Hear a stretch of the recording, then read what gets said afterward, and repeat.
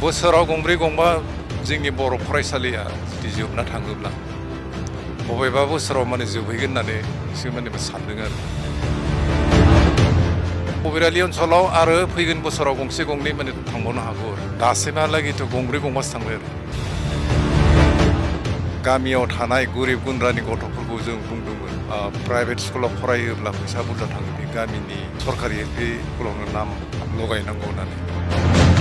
गामिनि बे सरकारि एलपि स्कुलाव होनायब्ला गाननाय जोमनाय जाहोनाय लोंहोनाय गासै बिथिंनिफ्राय जों सरकारनिफ्राय फ्रि मोन्दोंमोन नाथाय बेखौ बुजि मोनासै आं बेखौनो माने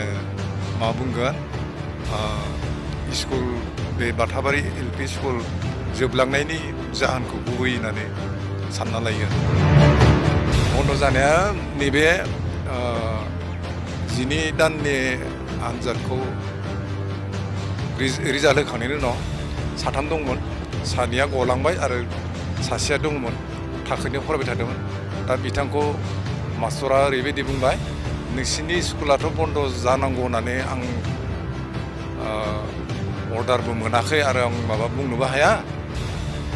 दा मास्टरा साननानै ओरैबायदि बुंबायनो गथ'नि गार्जेनखौ आं सासेल'खाय माने थांनो गोसो गैला नों गथ'खौ बे बाथाबारि गुदि फरायसालिनिफ्राय ट्रेन्सफार खालामनानै गुबुन स्कुलाव मुं लगायथांनो होनना बुंनायखाय दा गार्जेना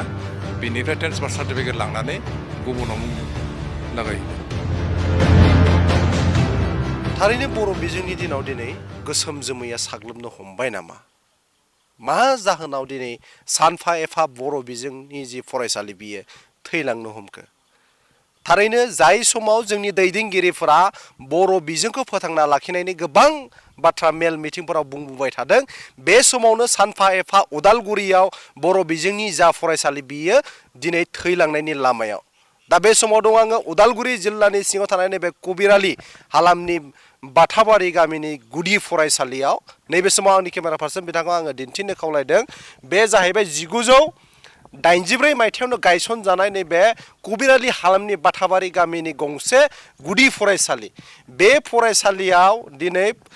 फरायसुला-फरायसुलि गैयैनि जाहोनाव दिनै बे फरायसालिया थैलांनायनि लामायाव होननानै जों दिनै बुंनांगोन बेयाव सासेबो फरायसाया दिनै बेयाव मुं थिसनाखै बा दिनै सासेबो फरायसाया बेयाव दिनै गैलिया जायनि जाहोनाव नैबे बर' बिजोंनि जि गुदि फरायसालि बियो दिनै थैबाय होननानै जोङो साननांगोन एसेबां मोजां जि बेयाव फरायसालिनि जि आबहावा बे थासान्दियावबो दिनै बे फरायसालिया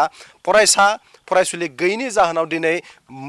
गंसे मोदाय थाग्रा न' बायदि जानानै थानाया बियो बेसेबां दुखु गोनां आरो फैबाय थानाय जि बर' बिजोंनि जि थासारि बिनि सायाव थारैनो नैबेबादि जि थैलांनाय फरायसालिफोरनि जिथु गोहोम गोग्लैनाय बियो थारैनो मोनसे दुखुनांथाव होननानै खैफोद गोनां बर' बिजोंनि थाखाय जानानै फैदों होननानै जोङो बे समाव बुंनांगोन थारैनो नैबे समाव आङो माखासे बाथ्राखौ सावरायनो नैबे फरायसालि सामलाय आफादनि जि गाहाय नेहाथारि बिथाङा आंजों लोगोसे दङ आरो आं बिथांजों माखासे बाथ्राखौ बे समाव थोंजोङै सावरायनो नाजानि जिहेतु बे फरायसालिया 1984 मायथाइयावनो गायसनजादोंमोन नाथाय दिनै बियो थैलांनायनि लामायाव गाहायै मा जाहोनाव बेबादि जाथाया जादों होननानै नोंथाङा सानो सासे जिथु नोंथाङानो बे स्कुलखौ सामलाय आफादनि बिबान लानानै सामलायबोबाय थादोंमोन मा बुंगोन बे समाव आं बाथाबारि गुदि फरायसालिनि सामलाय आफादनि गाहाय नेहाथारि जानानै बे बाथाबारि स्कुल थैलांनायनि जाहोनखौ बेखौनो बुंनो सानो गामियाव थानाय गोरिब गुन्द्रानि गथ'फोरखौ जों बुंदोंमोन प्राइभेट स्कुलाव फरायोब्ला फैसा बुरजा थाङो बे गामिनि सरकारि एलपि स्कुलावनो नाम लगायनांगौ होननानै नाथायबा बिथांमोना गोसो होआखिसै दा इसेबां दुखुजों माने बिथांमोना प्राइभेट स्कुलाव लांनानै थाखा फैसा नांगौ जादों बिसोरसो मिथिसिगौ गामिनि बे सरकारि एलपि स्कुलाव होनायब्ला गाननाय जोमनाय जाहोनाय लोंहोनाय गासै बिथिंनिफ्राय जों सरकारनिफ्राय फ्रि मोन्दोंमोन नाथाय बेखौ बुजि मोनासै आं बेखौनो माने मा बुंगोन स्कुल बे बाथाबारि एलपि स्कुल जोबलांनायनि जाहोनखौ गुबै होननानै सानना लायो आरो प्राइभेट स्कुल खुलिनायनि थाखाय बड' मिडियाम इंलिस मिडियाम आरो असमिया मिडियाम जोंनि बे कबिरारि हालामनि खाथि खालानो गंब्रै गंबासो गोदान गोदान स्कुल खुलिनानै होनायाव बेयावनो गामिनि गोरिब गुन्द्रानि गथ'फोरखौ लांनानै मुं थिसननायखौ जों नुजोबनो मोनबाय। जों बे बेखौ जों बुंनो थाङोब्ला मथा मथि 1975आवनो जों एसामिस मिडियाम गामियाव खुलिजेनदोंमोन। बिनि उनाव जेब्ला बर' मिडियाम जायो होमबाना जों एसामिस मिडियामखौ दाननानै बर' मिडियामजों मथा मथि 30 बोसोर भेन्सार हिसाबै दैदेनबोबाय। सरकारि जायाखैमोन। बे 30 बोसोरसोनि उनावहा गभर्नमेन्टआ जोंनि बाथाबारि एलपि स्कुलखौ सरकारि खालामनानै होबाय। बिनिफ्राय गासैजों प्राय मथा मथि 15-16 जनसो स्टुडेन्ट माने माबा दंमोन। बेहायनो फरायनानै गोबां सात्र सात्रिफोरा गिदिर गिदिर गभर्नमेन्टनि जब मोनदों आरो आंनि गथ' गिदिराबो बेहायनो फरायनानै MA पास खालामनानै दं दायो, हाबा जानानै थांबाय। दा बेबायदिनो गोबां आरो डक्टर जाहैदों, सोरबा इन्जिनियार जाहैबाय जोंनि बे बाथाबारि गुदि एलपि सरकारि स्कुलनिफ्रायनो। मानि थाखाय बेयाव जेनेबा गामिनि गार्जेनफ्रा गावनि गथ' गथायखौ मुं थिसना मा जाहोन? दा बे जाहोनखौ जों मा बुंबावनो, बेखौ गथ'फोरनि गार्जेनफोरासो मोनथिसिगौ आरो।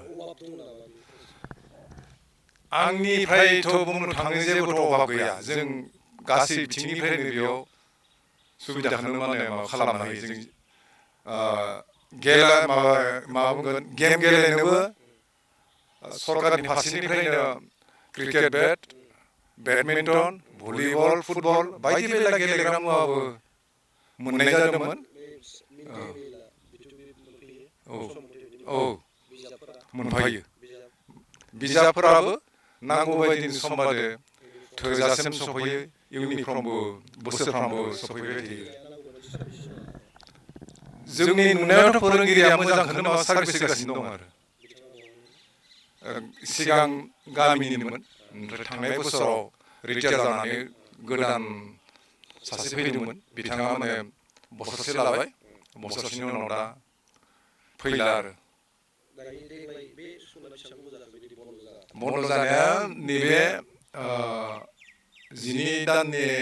आनजादखौ रिजाल्ट होखांनायनि उनाव 3 दंमोन, 2निया गलांबाय आरो सासेया दंमोन, थाखोनियाव फरायबाय थादोंमोन। दा बिथांखौ मास्टरा ओरैबायदि बुंबाय, नोंसिनि स्कुलाथ' बन्द' जानांगौ होननानै आं अर्डारबो मोनाखै आरो आं माबा बुंनोबो हाया। दा मास्टरा साननानै ओरैबायदि बुंबायनो गथ'नि गार्जेनखौ, आं सासेल'खाय माने थांनो गोसो गैला, नों गथ'खौ बे बाथाबारि गुदि फरायसालिनिफ्राय ट्रेन्सफार खालामनानै गुबुन स्कुलाव मुं लगायथांनो होनना बुंनायखाय गार्जेना बेनिफ्राय ट्रेन्सफार सार्टिफिकेट लानानै गुबुनाव मुं लागायहैबाय। नोंथांमोना जिथु गामिनि जानानै बा SMCनि जानानै बे स्कुला थांना थानांगौ होननानै माबाफोर राहा लानाय जायाखै? बेखौथ' जों लादोंमोन दा। जों 6 बोसोरसोनि सिगाङाव मोनसे गिदिर माने माबा मिटिं जादोंमोन बेयाव। माबानिफ्राय इडुकेसन बर्डनिफ्राय CRC सारबो फैदोंमोन आरो गुबुन गुबुन बिदिनो बिबानगिरिफ्रा फैनानै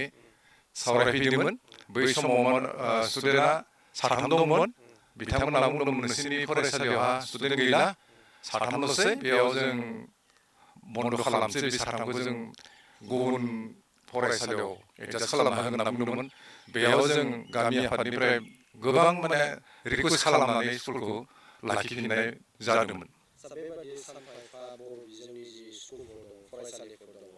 बियो थैलांबाय थायोब्ला बर' बिजोङा थांनानै थागोन होननानै नोंथाङा सानो ना? आंथ' बेखौ साना। बोसोराव गंब्रै गंबा जोंनि बर' फरायसालिया जुदि जोबना थाङोब्ला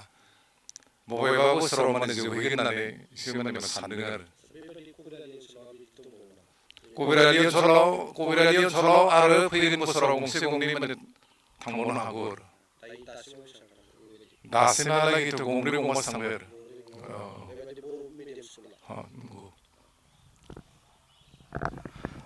नंगौ, बिथाङा जाहैबाय नैबे बाथाबारि फरायसालिनि सामलाय आफादनि गाहाय नेहाथारि बिथाङा गोलाव समनिफ्रायनो नैबे फरायसालिखौ फोरोंगिरिफोरजों जथायै लोगो नांनानै जिथु बिथाङा सामलायबोबाय थादोंमोन नैबे समाव आंनि केमेरा पार्सन बिथाङा आङो दिन्थिबावनो खावलायदों इसां मोजां फरायसालिनि जि आबहावा बेबादि थासारियावबो दिनै बे फरायसालिया जिथु थैलांनायनि लामायाव बियो थारैनो जोबोद दुखु गोनां बाथ्रा होननानै जों बुंनांगोन जिथु नैबे फरायसालिया 1983 मायथाइयाव नैबे उदालगुरि सोलोंथाइ खोन्दोनि आन्दाराव बियो बा सिङाव बे गायसनजादोंमोन जे नैबे हालामाव आरो नैबे ओनसोलाव जाहाथे बर' बिजोंजों फरायनानै साफा साफा सुबुं सम्पद दानो हायो आरो जों मिथिनाय बायदिब्ला बा नैबे फरायसालि सामलाय आफादनि बिथाङा फोरमायनाय बायदिब्ला जिथु नैबे फरायसालियाव फरायनानैनो गोबां सुबुङा दिनै MA BA खालामनानै थांबाय गोबाङानो इन्जिनियारबो जाहैबाय होननानै बुंदों नाथाय फैयै फैयै नैबे 2026 मायथाइयाव जिथु नैबे फरायसालिया दिनै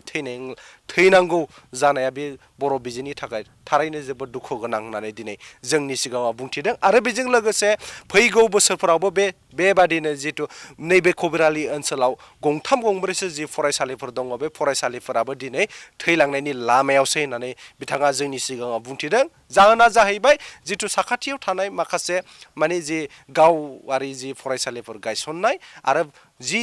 फरायसुलिफोरनि जि दिथागिरि बिथांमोना फरायसालियाव नैबेबायदि सरखारि फरायसालियाव बा गावनि गथ' गथायफोरखौ मुं थिसनैनि जाहोनाव बेबादि खैफोदा बर' बिजोंनि सायाव फैदों होननानै दिनै जोंनि सिगाङाव बुंथिनायखौ नुनो मोननाय जादों बेनिखायनो जोंबो खावलायदों जाय समाव गोबां मेल मिटिंफोराव जोंनि बर' हारिनि माखासे दैदेनगिरिफोरा जि बर' बिजों थांना थानांगौनि थाखाय बाथ्रा बुङो रायजो राजाफोरनि सिगाङाव बे बाथ्राफोरखौ दिनैनि दिनाव बेसेबां मावफुंनो हायो बियो फैगौ समावसो दिन्थिसिगोन नैबे समाव आङो उदालगुरिनिफ्राय भिडिअ जार्नालिस्ट लोगोसे बड'सानि जानानै सोरांसार बाग्लारि